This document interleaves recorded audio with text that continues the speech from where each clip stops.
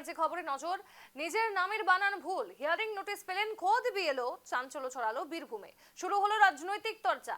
নির্বাচনী ব্যবস্থার স্বচ্ছতা ও নির্ভুলতা নিয়ে যখন বারবার প্রশ্ন উঠছে, ঠিক সেই সময় এক ব্যতিক্রমী ঘটনায় চাঞ্চল্য বীরভূম জেলার রামপুরহাটে।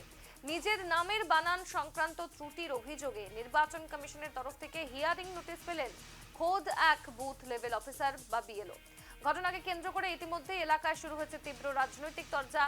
জানা গেছে বীরভূম জেলার রামপুরহাট ১ নম্বর ব্লকের বনহাট গ্রাম পঞ্চায়েতের বরজল গ্রামের ১৮২ নম্বর বুথের বিএলও নিরঞ্জন মণ্ডলকে নির্বাচন কমিশনের তরফ থেকে আনুষ্ঠানিকভাবে হিয়ারিং এর নোটিশ পাঠানো হয়েছে।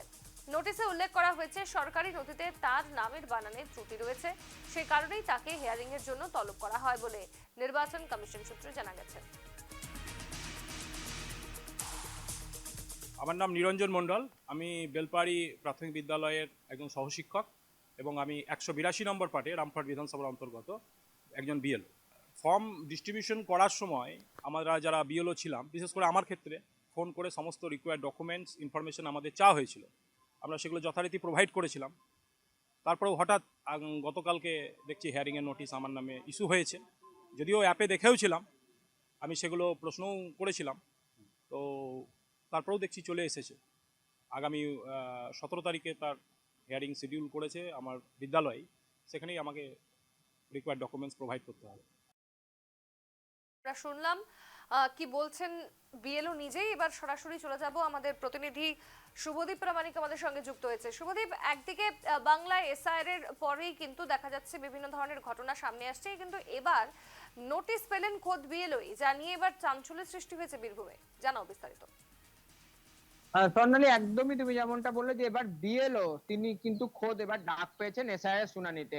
রামপুরহাট ১ নম্বর ব্লকের বনহাট পঞ্চায়েতের বরজল গ্রামের ১৮২ নম্বর বুথের বিএলও নিরঞ্জন মণ্ডল, তার নামের বানানে ভুল রয়েছে এমনটাই ঘটনা ঘটার কারণে কিন্তু তাকে আগামী কালকে ১৭ তারিখে ডেকে পাঠানো হয়েছে এবং রামপুরহাটের ১ ব্লক অফিসে তার শুনানি হবে। এই ঘটনাতে স্বাভাবিকভাবে কিন্তু চাঞ্চল্য ছড়িয়েছে, উত্তেজনাও ছড়িয়েছে এবং স্বাভাবিকভাবে রাজনৈতিক চর্চা শুরু হয়েছে। একদিকে বিরোধী বিজেপি এবং অন্যান্য দলগুলি রয়েছে, তারা বিশেষ করে বিজেপি অবশ্য দাবি করছে যদি বিএলও নিজের নামের বানান ভুল করেছেন, সেক্ষেত্রে বারবার যেটা বিজেপির তরফে অভিযোগ করা হচ্ছিল যে মৃত এবং স্থানান্তরিত সহ অবৈধ ভোটারদেরকে সংযুক্ত করছে বিএলওদেরকে চাপ দিয়ে, সেই যে প্রক্রিয়া সেটা কিন্তু যে বেনিয়ম সেটা কিন্তু একদম স্পষ্ট হলো এই ঘটনাতে। কারণ বিএলও নিজের নামের বানান কিভাবে তাহলে ভুল করলেন, কার গাফিলতিতে, কার একদম ভুলে কিন্তু এই ধরনের ঘটনা ঘটেছে, সেটা নিয়ে বিজেপি সরব হয়েছে। অন্যদিকে তৃণমূল অবশ্য এই বিষয়টাকে একদমই গুরুত্ব দিতে নারাজ।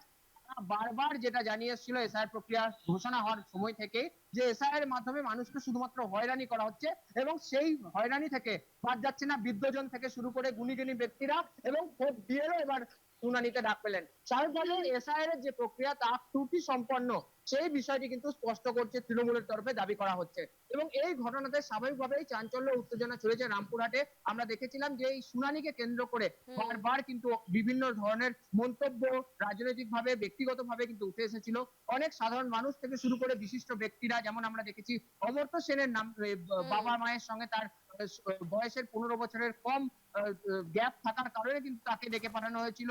সেই ঘটনা ঘটেছিল এবং তার সঙ্গে সঙ্গে যে সমস্ত বিশিষ্ট ব্যক্তি থেকে শুরু করে পুলিশ আধিকারিক অন্যান্য অনেকেই তাদেরকে ডেকে পাঠানো হয়েছে, সেটা নিয়ে কিন্তু একটা তীব্র অসন্তোষ জনমানসে ছড়িয়ে পড়েছিল। সেই জায়গায় এবার বিএলও খোদ ডাক পেয়েছেন, সেটা নিয়ে স্বাভাবিকভাবে রামপুরহাট ১ নম্বর ব্লকে চাঞ্চল্য ছড়িয়েছে। স্বর্ণালী, ধন্যবাদ তোমায় শুভদেব।